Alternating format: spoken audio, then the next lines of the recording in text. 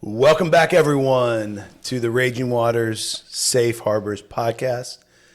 My name is Kevin Peridot. I'm glad that you are joining us in this space and place today.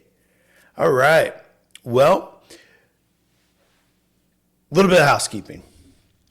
I want to inform you that this episode, which is like episode 14, I think technically, maybe 15. I did 2 pilots, so I'm not sure how I counted those. But anyway, this is going to wrap up season 1. If you have not a big podcast listener, it seems the cool trend now is to wrap seasons up whenever you want to and whenever you want to take a break. No rhyme or reason. It's just, hey, I'm taking a break for a little bit. We wrap one season, begin another. So I'm not trying to be cool. I just need a little bit of break. I have said a lot of yeses, and I've got a lot of things coming up, and I want to continue to do this and enjoy doing this, and I don't need to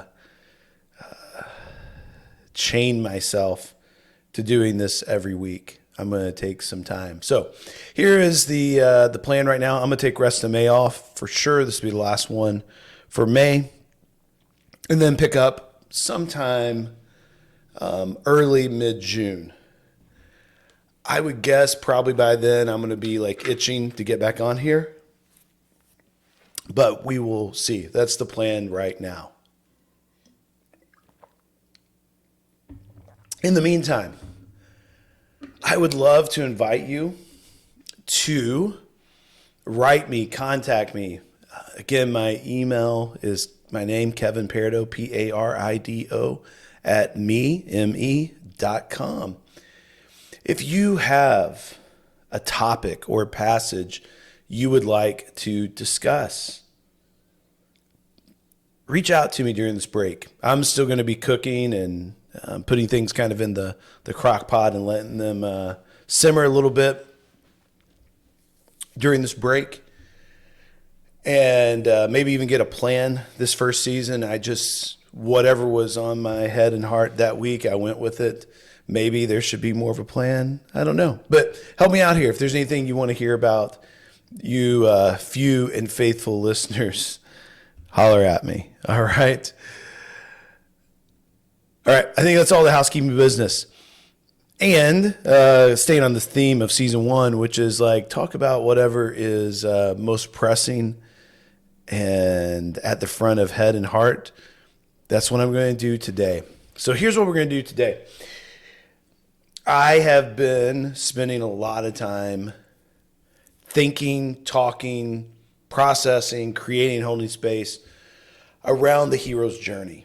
So Joseph Campbell, Hero's Journey, Google it, you can see it, and it basically says that, every story, every good story, the protagonist or the hero goes through a very, very similar cycle. The story is told, and I believe George Lucas has said this himself, when he wrote Star Wars, he kind of pulled out the hero's journey and just used it as a tool to write the story. All right.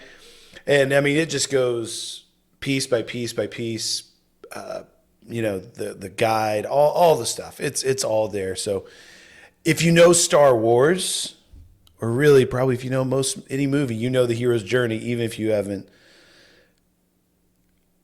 talked about it or studied it. Today, I want to offer something up that goes like this. I want to give you a simplified version of the hero's journey. And then I want to share with you, I've been thinking a lot about how does the hero's journey, what does it, that's not the right way to ask the question. In the story of Jesus, is the hero's journey there? And maybe even more importantly for today, in how we are called to respond and live out our faith, does the hero's journey hold up there as well? So if there's a a way in which stories work. This is what gets really crazy interesting to me. And by the way, I shouldn't even frame this as a question because I believe this. There's a reason that stories that captivate us.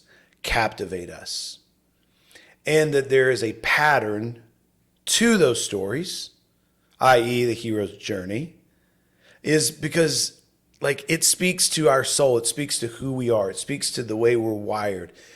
It speaks to the way that we're created. So it would make sense that if all those things are true, which I believe they are, we should be able to embrace the hero's journey as we live out our faith in Jesus.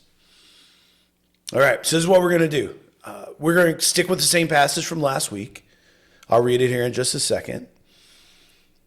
And before we read the passage again, let me give you an abbreviated version of the hero's journey and try to maybe even give you a couple movie illustrations to kind of make a little bit more sense. All right, we're going to start with every person, every hero. When the story starts, at some level, they're in a place that there is like a level of comfort. Or maybe comfort might not be the right word, but that's the word I'm going to use because I've got some alliteration here. But stasis, things are status quo. Things are, so think about Frodo or Bilbo for that matter from The Hobbit. Both of them were living a peaceful, quiet life in the Shire. And hobbits don't go on adventures. And they were in a place of stasis. Everything was cool. Luke Skywalker was on Tatooine, and the thing he was worried about was getting power converters from Tashi Station and drinking blue milk. Like stasis. He wasn't happy. And there was a longing for more, which is also part of this story. But there was a level of comfort, stasis. So comfort, we're going to do 3 stages. Simplify this way down. The second is conflict. There's a conflict that enters into the picture. All right? So Frodo has to take the ring. He has to be a ring bearer. He didn't choose it, but it fell to him. And then he had the choice to be the ring bearer or not. But he entered into conflict and it kept on growing. What was first like, let's get it to this place, then turned into, you are the one that needs to take it to Mount Doom and destroy it. He had to go through the conflict. Okay? Luke had to leave Tatooine. Luke had to go on the Death Star. Luke had to get in the X-Wing, and go on and so forth. There was all these conflicts. And sometimes there's a series of conflicts and tests. And another way to talk about this would be thresholds that we cross over. Okay? Places that we need to move through to truly become who we're supposed to be. Because that's the other reality, is that the hero is in the midst of a transformation. Okay? And the final one is congruence. So comfort, conflict, congruence. Congruence is when that which we learn on our great adventure, we apply to our everyday life. Okay? So that which we learned along the way in the great adventure, after going through the conflict, that we bring it into our normal everyday life, back to the people that we live with. In other words, we are transformed. We are transformed by that experience and become something different. So every time you see a hero, a protagonist, return to the space in which he started or she started, they're different because they've been transformed by the conflict. And then they are trying to make sense of how to live in line with that. And then sometimes that causes them to go on another adventure and face another conflict and then try to get congruence with that. Like it's a cycle that goes over and over again. All right. Comfort, conflict, congruence. Okay. Hope that makes sense. So much more to say about this, but I'll just leave it there for now. Let me read the passage again. This is Matthew 8:34 through 37. Then he called the crowd to him along with his disciples and said, "Whoever wants to be my disciple must deny themselves, take up their cross, and follow me. For whoever wants to save their life will lose it, but whoever loses their life for me and for the gospel will save it. What good is it for someone to gain the whole world yet forfeit their soul? Or what can anyone give in exchange for their soul?" All right? So I'm not going to unpack this. I unpacked this last week. If you want to hear kind of an unpacking of what all this means, I just want to connect the dots here. I just want to connect the dots and see if they do connect. So, comfort. Jesus confronts their comfort from this first statement. Whoever wants to be a learner of me must deny themselves, comfort, and take up their cross, conflict, and follow me. Done, right? You see it all there. Comfort, conflict, congruence. It's right there. Deny yourself, move away from comfort, go through the death. Oh, that's something I should have said. A lot of times, the conflict means surrender. It means dying these little deaths or surrendering yourself for the sake of others. Like must deny yourself, take up your cross, the death to ourself, and follow me. Live the way I did. Follow me. Be in line. Be in congruence with. Okay, so it's all there. A couple things I want to point out today that's just grabbing me as I thought about this afternoon is that one, Jesus in his calling, his invitation, his great if you want to follow me, if you want to be my disciple, then you need to do this. It starts with the fact that they are in a comfortable kind of status quo type of place.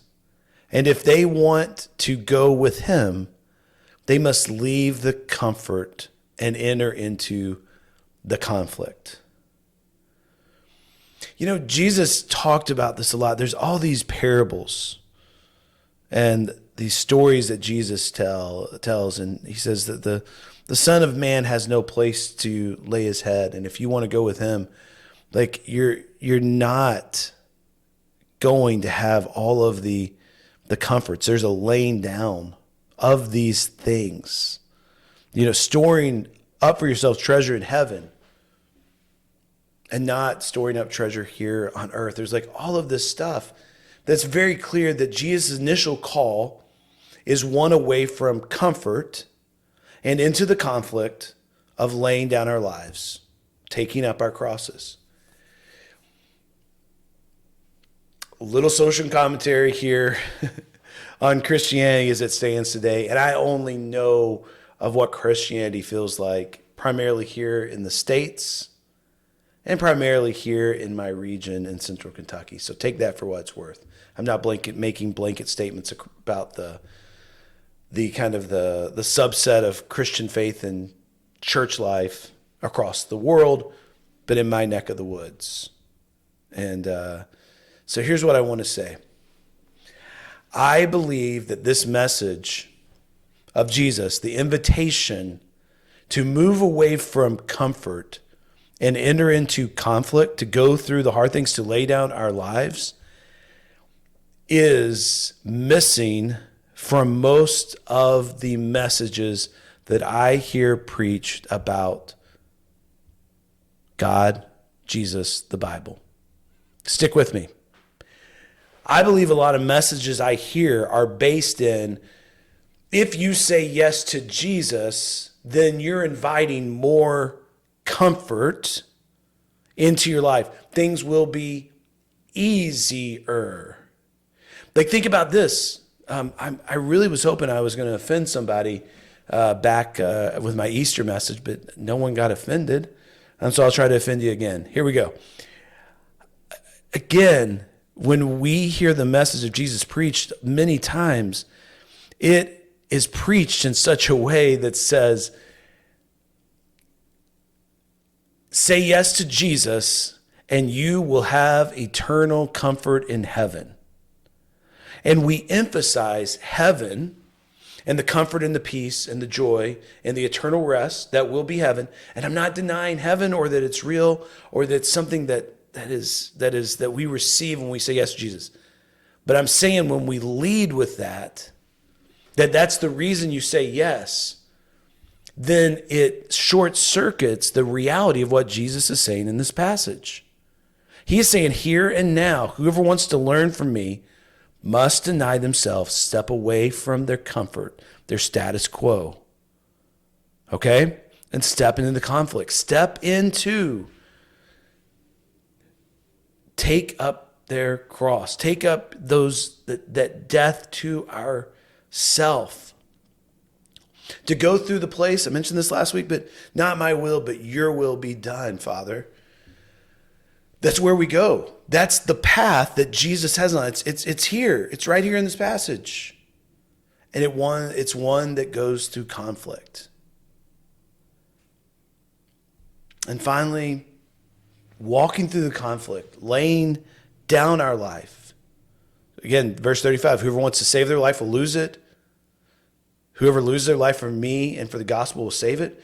Whoever wants to save their life, keep their life comfortable. You tell me if I'm going too far there. Keep my life as it is, make it better. You're going to lose it, is what Jesus says. You are going to lose it. But whoever lays down, loses their life for me, and the gospel will save it. Whoever goes through the conflict of putting theirself second, who says, just like Jesus said, if you can take this cup from me, then please do it, but not my will, but your will be done. Man, that's a message that if the church could embrace it, it changes everything overnight. It literally changes things overnight, because a lot of what the church in this day and time in Christianity has been associated with is grabbing more power, fighting for rights, demanding that people bend to them. And it's crazy because it starts with this place of surrender, of laying down, of losing, not trying to save, protect, and protect the God-given rights that I have. Man, maybe season 2 needs to start off with a visit over to Philippians and talk about the great passage there where Jesus talked about emptying himself for the sake of the world.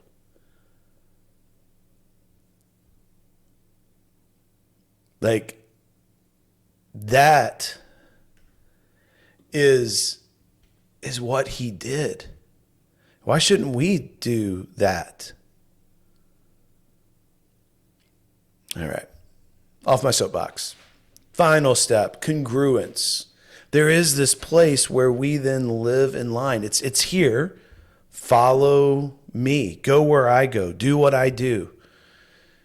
Jesus says, come to me, all you're weary and burdened, and I will give you rest. Take my yoke upon you and learn from me, is what Jesus says. For I'm gentle and humble to heart,